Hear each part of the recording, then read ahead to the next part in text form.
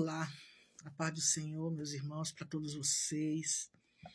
Que a graça do bom Deus possa alcançar vocês onde vocês estiverem.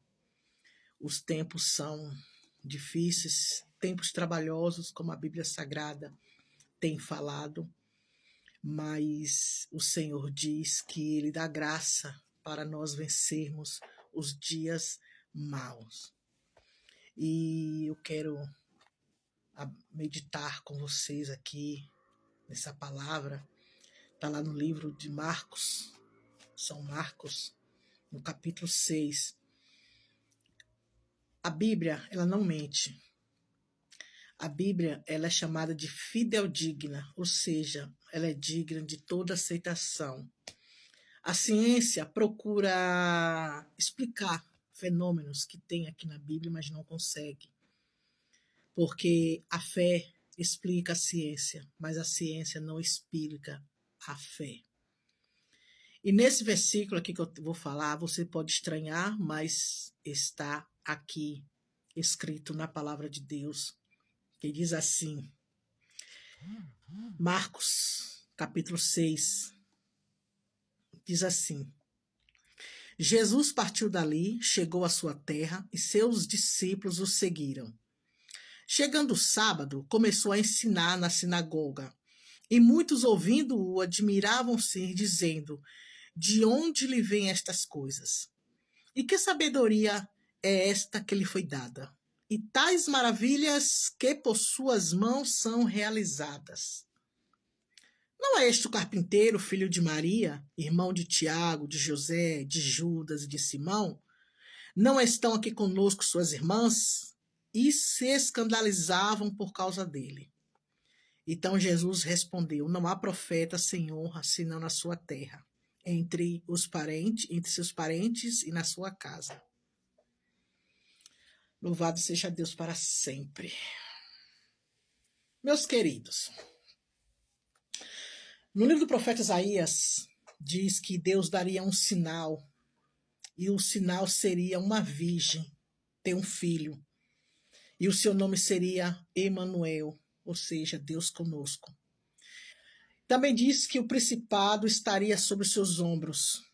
Diz também que ele seria Deus chamado de Deus forte, conselheiro, Pai da eternidade, príncipe da paz. É maravilhoso. Ele seria chamado assim.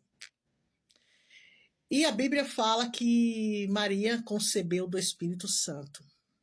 Mas depois, quando Jesus foi crescendo, que começou o seu ministério aos 30 anos, quem conheceu Jesus não dava muito crédito quem ele era. E aqui fala que nesse dia era um dia de sábado e ele estava falando na sinagoga. Só que as pessoas ali se escandalizaram. Por quê? Falaram assim, mas quem é esse? Esse não é Jesus? O filho de Maria? Não estão aqui com ele os seus irmãos? Olha quantos irmãos. Não estão aqui com ele seus irmãos? Tiago, José, Judas e Simão? E também não estão aqui suas irmãs? Mas tem uma religião aí, que eu não vou citar o nome, que diz que Maria continuou virgem depois que Jesus nasceu, e não é verdade. Depois que Jesus nasceu, José conheceu Maria, coabitou, como diz a palavra, e ela teve 4 filhos homens e irmãs, mas a Bíblia não dá nome das suas irmãs, mas de seus irmãos. Então, como pode Maria ter mais filhos e continuar virgem? Maria teve outros filhos. Maria não é virgem até hoje, não. Ela concebeu Jesus ainda virgem, porque ela foi fecundada pelo Espírito Santo de Deus. Jesus não nasceu da matéria humana, de uma relação sexual normal. Jesus não foi uma relação sexual. O Espírito Santo desceu sobre Maria, cobriu Maria e fecundou-a. E nasceu Jesus em corpo, carne, sangue de pecado. Mas a Bíblia diz que em nada ele pecou. Jesus foi, é e sempre será perfeito. Ele tinha que ser perfeito para vencer o mundo para nós. Ele venceu o pecado, ele venceu a morte, ele venceu o inferno, ele venceu os seus demônios para nós, para nos mostrar que ele venceu. E se nós acreditarmos nele e ficarmos firmes nele, nós também seremos vencedores. Glória a Deus.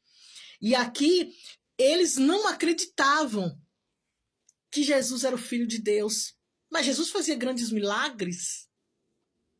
Eles estão falando, como é que ele consegue falar isso? De onde vem tanta sabedoria? Porque Jesus falava com uma sabedoria enorme. E de onde vem? E eles ficaram ali escandalizados. Então Jesus falou assim, não há profeta sem honra, a não ser na sua própria casa, entre seus parentes. Entendeu? Assim somos nós no dia de hoje. Às vezes nós não somos aceitos na nossa família de sangue. Às vezes nós não somos aceitos dentro da nossa comunidade. Então nós como os cristãos não somos aceitos pela sociedade.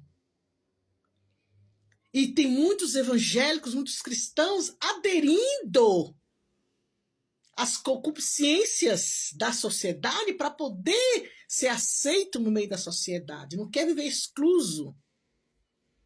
Principalmente aqueles que são ricos, tem muitos cantores evangélicos que estão deixando de cantar para Deus, para cantar para o mundo, para ser aceito no mundo secular. Mas é uma escolha. Assim como o Senhor Jesus foi perseguido, nós também seremos. Assim como Jesus vai voltar um dia, nós também voltaremos. Assim como ele ressuscitou, como diz a Bíblia, quem está em Cristo também há de ressuscitar naquele grande dia. As coisas velhas passaram, tudo se fez novo com Jesus. Isso não quer dizer que nós não vamos sofrer nesse mundo. Mas nós sofremos não é por causa do Evangelho. Não é o Evangelho que nos faz sofrer. Não é Jesus que nos dá o sofrimento. É as pessoas por não aceitar a maneira de viver que você quer viver sem pecar, sem beber, sem fumar, sem se prostituir, sem a vaidade extrema. Você não quer viver assim, então você não é aceito na sociedade, nessa sociedade podre e corrompida que nós temos aí. Então nós somos excluídos desta sociedade, não pertencemos a ele. Só cabemos se nós falarmos a língua deles. Mas se falarmos a língua deles, nós aqui nos afastaremos de Deus. E qual é o melhor? Aquele que é o antes e o depois, o princípio e o fim, o alfa e o ômega, aquele que tem a chave do inferno, a chave da morte, aquele que pode matar a carne e mandar a alma para o inferno, ou você acha melhor viver apenas uma vida passageira para ser bem aceita na sociedade? Com Jesus a vida é eterna, é plena. Você pode sofrer nesse plano de vida aqui, mas o importante é a vida eterna. Ou você quer ter prazeres nessa vida, aplausos e a sua eternidade para o inferno? Quem escolhe é você. O destino da viagem, quem escolhe é eu, é você. Deus ou os demônios, céu ou inferno, paz ou guerra. Somos nós que escolhemos e eu, inteligente como sou, eu escolho Deus.